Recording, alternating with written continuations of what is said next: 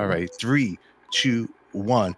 You're on Artist on Record, your ultimate intimate conversation with your favorite artist. In the hot seat, I have the lovely Miss Moon Unit Zappa. She's going to be here. She's going to talk about her book and also the Audible. Let me tell you guys something. I listened 8 hours on the drive to this thing, and then I went and got the book. Audible. If I could get it, you can get it. Links down below. A click right above here. Now, put your hands together for the fabulous Miss Moon Unit Zappa. It all starts now. Don't touch that dial, kids. Bam.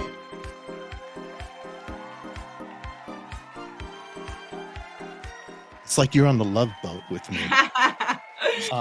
Earth to Moon, your memoir. And what a memoir it is. I know more about you than my wife already. This could be an issue, but the book is great because we both grew up in the same generation, the same stuff and the same TV shows and music. But your dad, legendary Frank Zappa, music genius. Love that you were talking about how we have shared references, because that was one of the things that was a lot of fun in the book, was just like trying to put these little, these little reminders, these little prompts to just activate the memory. And if you were young and don't know the references, then I think read like science fiction.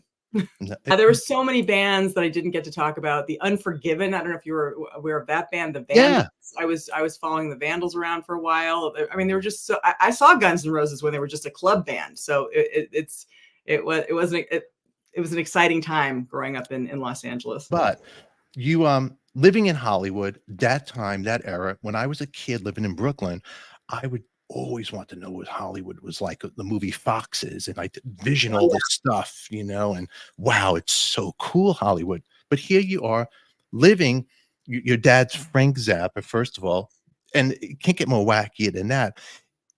When you go into the beginning of the book, the stuff that you grew up with in the book, you never mention, like you say, Gail, like, it's like my mom, you say Gail. I was like, wow, and the way it just wasn't a normal relationship for anybody watching out there. And you could right. So in the book, I talk about how I was introduced to my parents as Frank and Gail. And normally this is a developmental stage you get to much later, when you kind of your whole self, sort of, and you're just about to branch out into the world. And then you start to transition to calling your parents Frank and Gail. So psychologically, to start off as like essentially, the premise was we're peer to peer, just a smaller peer, but in reality, that wasn't really the what was actually occurring. So it was these double messages that I was constantly tracking, and I kept journals, and that was one of the ways I saved myself, just because I really popped out, just going, is anyone else seeing this? Am I the only one who thinks this is weird?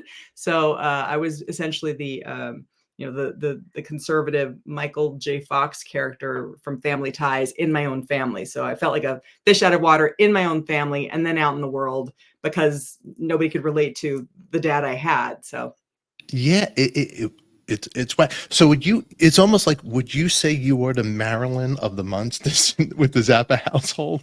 I probably would say that I was definitely more of an Addams Family person. When I saw the Addams Family, I thought, that is my actual family. That's how the culture of the house felt. That's how even in terms of the stuff that was around. Yeah. So it was for people that we were the go-to house. Other families, the other kids rather, would want to come to the house because it was the house where you could curse, and the house where you could just get access to all this crazy stuff.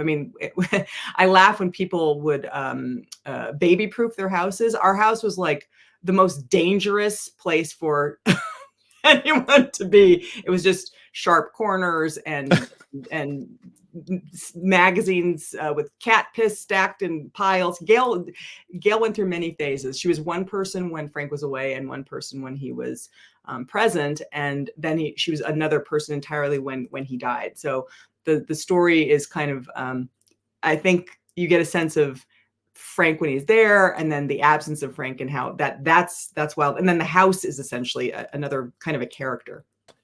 Pretty wild. Here's the thing. So when Frank met Gail, she was working at the whiskey. Yeah. And he was dating somebody else. I don't know if it really counts as dating at that time, because they were just all having the entire sexual revolution wherever they were standing. But yeah, the story is that she was a secretary at the Whiskey Go-Go, and then she went with somebody else to go pick Frank up at the airport. I guess they had some chemistry, and then Frank ran into Gail at the bank, and then I guess asked her on an official date, and then picked her up in his giant yellow station wagon. And he only had that license for whatever the 4 years that you have a license, because once that expired, he never drove again. And because he just didn't want to go stand in line at the DMV. That was the story. But so again, that so Gail had all of these responsibilities, 4 kids. She was a chauffeur. She was a chef. So I could justify her mood swings, because I had a ton of empathy for what she was enduring, and also Frank's cheating. So, which was a great message as a daughter. So I kind of try to give, this full picture of what it's like to be in an Italian household that's also a rock star household. I think I cover a lot of territory. Oh, you absolutely do. All over the place. The book is a fantastic read, and if anybody's reading, you're saying to yourself, what's going on? Now, for a guy like me, I'm kind of used to that world, because anybody that's in a band, people get into bands. Back in the day, it was a different world. It was rock and roll. It was chicks. It was good time, good music, and that's what it was. For a guy like Frank, here he is, he's a genius. It's Frank Zappa. He's probably now more famous than when he was living. When I think about him as a brand, which I don't, but if I were to think of him as a brand, I would have said integrity is one of the hallmarks of who he was. And so when I see people wearing his mustache now, I know that there's like this shorthand of both this love and this high, I don't know, just high level of appreciation of music, and to just to just draw him, to take him inside of yourself. And so many of his fans have that feeling, and I certainly had that feeling as a daughter, because when he would pay attention to you, it was all that wattage just concentrated in this exchange. And so that was extremely intoxicating. And so I would say that it was like having Spock and Jesus as a dad, because he was extremely, he had he had the